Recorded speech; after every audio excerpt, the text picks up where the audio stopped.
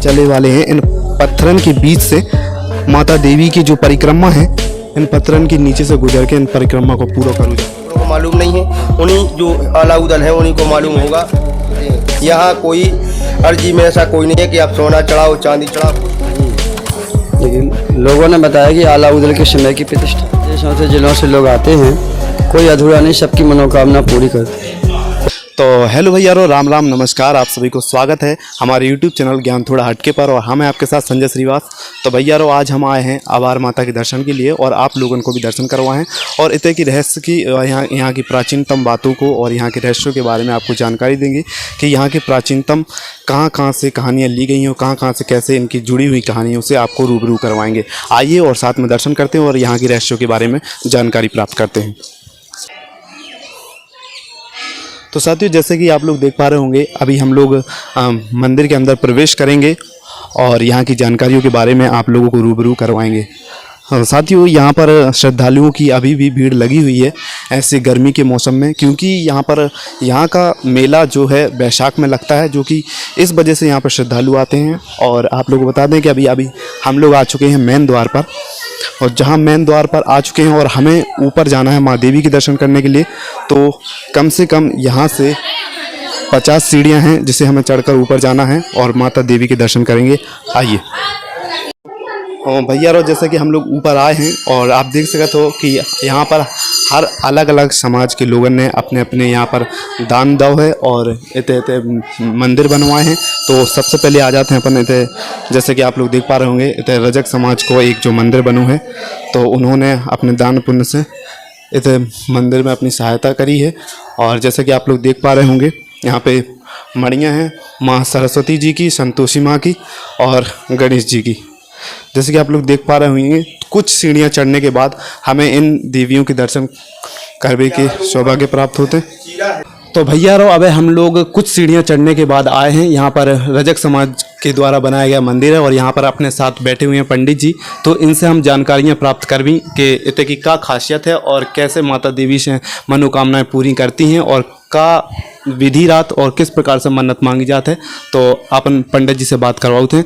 तो जी पंडित जी, पहले अपना नाम बताइए। हमारा नाम रामकृष्ण सुरेल जी। कहाँ से हैं आप? हम बराज से हैं। आप यहाँ पर कब से हैं? हम 2008 से आ रही हैं। तो यहाँ पर ये जो मंदिर का निर्माण हुआ है, ये यहाँ पर कितने वर्ष हुए? यहाँ मंदिर का निर्माण 1903 में हुआ है। तो यहाँ की क्या प्राचीनतम है जो कि माता इतनी प्रसिद्ध हैं और काफ़ी दूर दूर से लोग आते हैं?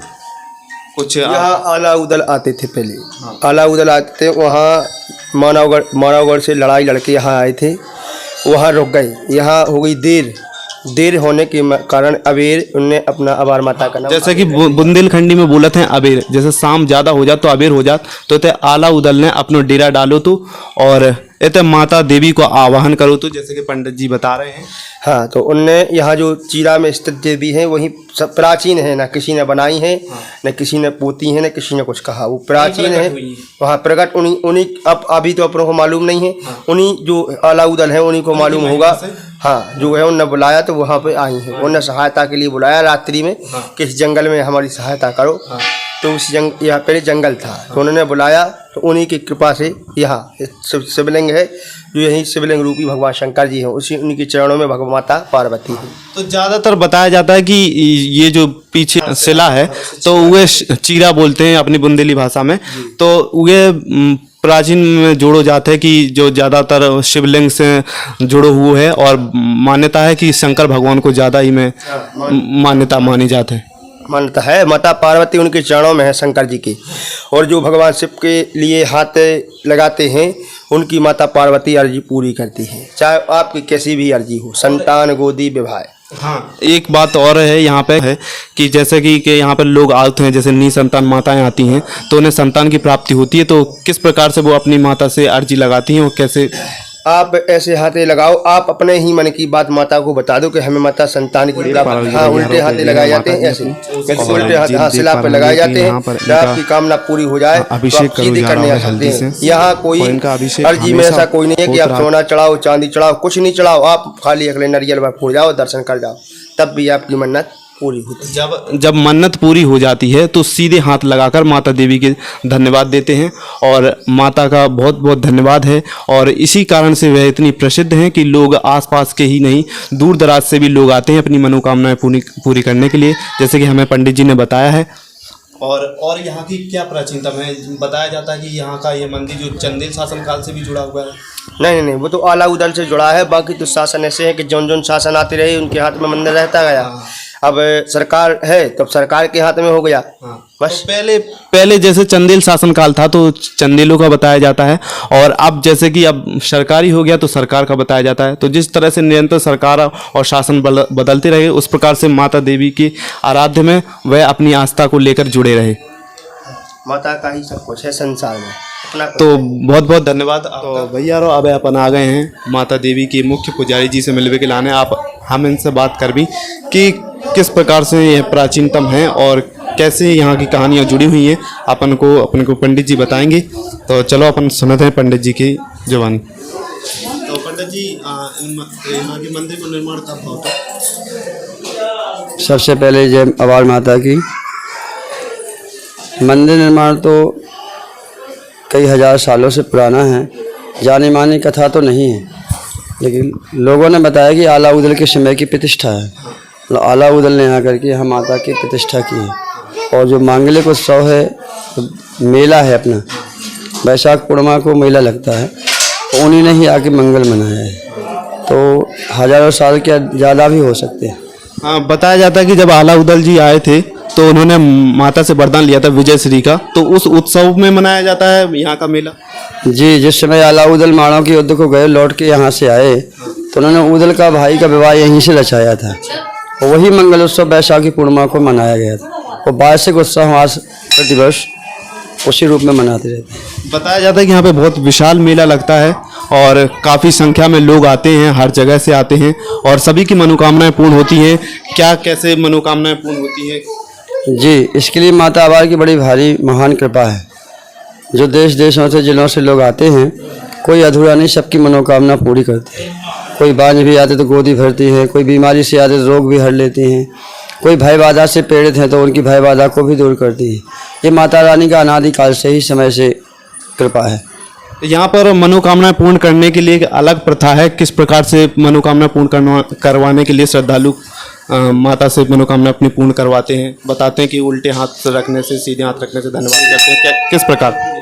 जी, इसके लिए समय से ही ऐसा चल रहा है। और यहाँ हल्दी के हाथे उल्टे लगाए जाते हैं तो आज सीधे हो जाते हैं। वैसे भी देखने में आया है कि ये लगाना तो अलग बात है, जो हाथे हम नीचे लगाते हैं वो ऊपर दिखाई देते हैं, इनका ये भी प्रमाण है। और जिसने हाथे लगाया उसकी कामना पूरी होना संभव हो ही जाती है।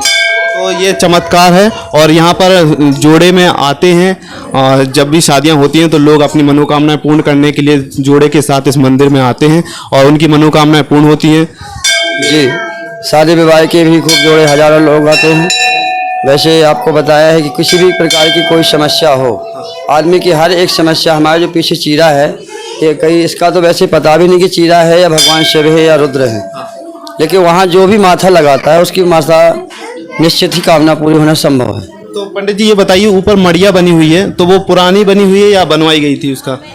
उस समय तो हमारा, वैसे हम नहीं थे, ये 50 साल पुरानी है। अभी मुझे तो शायद 27-28 साल हुआ है। शायद आप जब से देख रहे हैं, जब से मड़िया ऊपर ही है? जी, जब से मैं यहाँ आया हूँ तब से मंदिर देख ही रहा हूँ। अभी पुनः निर्माण हुआ है तो दूसरी नए मंदिर बना दिया गया। जी, तो बताया जाता है कि ऊपर माता जी की जो मूर्ति थी वो नीचे आकर स्थापित की गई है। नहीं, मूर्ति स्थापित ना कल थी वहाँ ना आज है। वहाँ सिर्फ स्तंभ ही माता का है, बाकी नीचे जो प्राचीन मूर्ति है नीचे वाली है, जो शिला के रूप में देखा जाता है वह स्तंभ बस है वहाँ पर माता जी का, देवी जी का वास है। और शिला स्तंभ में ही मूर्ति की स्थापना है। जो कुछ भी चमत्कार है, जो भी सब कुछ है वो शिला के ही अंदर। जी, सब भगवती की ही कृपा है और माता रानी की शक्ति का सभी कृपाएं वहीं पर। जी, सबको मनोकामना पूरी करते हैं। तो बहुत बहुत धन्यवाद पंडित जी। जैसे कि अब अपन पंडित जी से बात करी और अपन जिस चीरा की यानी जिस शिला की बात कर रहे थे, अपन उतई शिला के पास आ गए हैं।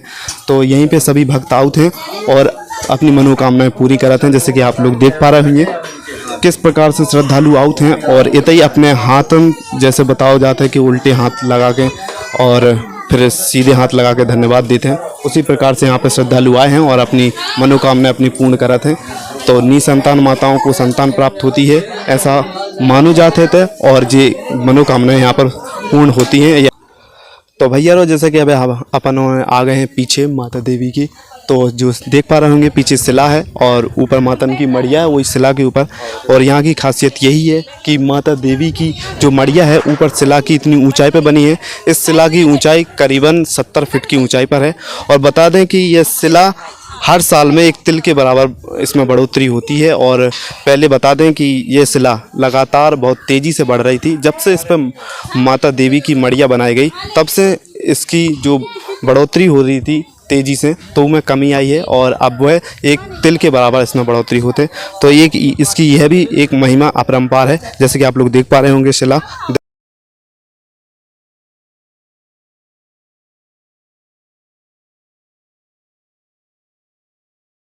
तो भैया अब अपन चलने वाले हैं इन पत्थरन के बीच से माता देवी की जो परिक्रमा है, इन पत्थरन के नीचे से गुजर के इन परिक्रमा को पूरा करो जाते हैं। तो आइए हमारे पीछे पीछे। तो जैसे कि आप देख रहे होंगे कि किस प्रकार से कितने बड़े बड़े पत्थर रखे हैं, इतने बड़े पत्थर, और इन पत्थरों के बीच में माता देवी विराजमान है, जैसे कि देख पा रहे हो आप लोग।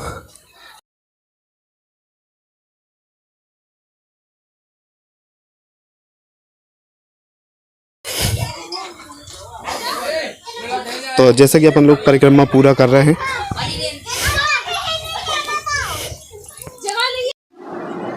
तो भैया अब अपन परिक्रमा पूर्ण करत करत आ गए हैं भगवान लोधेश्वर जी के पास। तो यहाँ पे अपने पुजारी जी हैं, तो अपन इनसे बात करें। और देख पा रहे हैं कि यहाँ पर एक मूर्ति स्थापित है भगवान लोधेश्वर जी की। तो चलिए आपको पुजारी जी से बात करवाते हैं। तो पुजारी जी आप इतने कब से हैं? 5 साल हैं। 5 साल से हैं। अच्छा, तो ये लोधेश्वर मंदिर को निर्माण कौन सी समाज ने करवाया है या लोधी समाज? अच्छा, कब बहुत हुई को निर्माण? 6 साल हैं, 7 हो गए, 7 साल है। 6 से 7 साल करीबन हो चुकी है। आपको 5 साल हो गए? हाँ, हमें 5। तो आपको को का अनुभव है? यहाँ पर लोग आउट हैं, बहुत बहुत से श्रद्धालु आउट हैं, इतने की का ऐसी महिमा है? पुराना क्षेत्र है आला उदल के संग को। अच्छा, आला उदल की समय से इतनी महिमा है कि यहाँ पे लोग श्रद्धालु जुड़े हैं। यहाँ पे मनोकामनाएं पूर्ण होती हैं, पूरी पूर्ण होती हैं।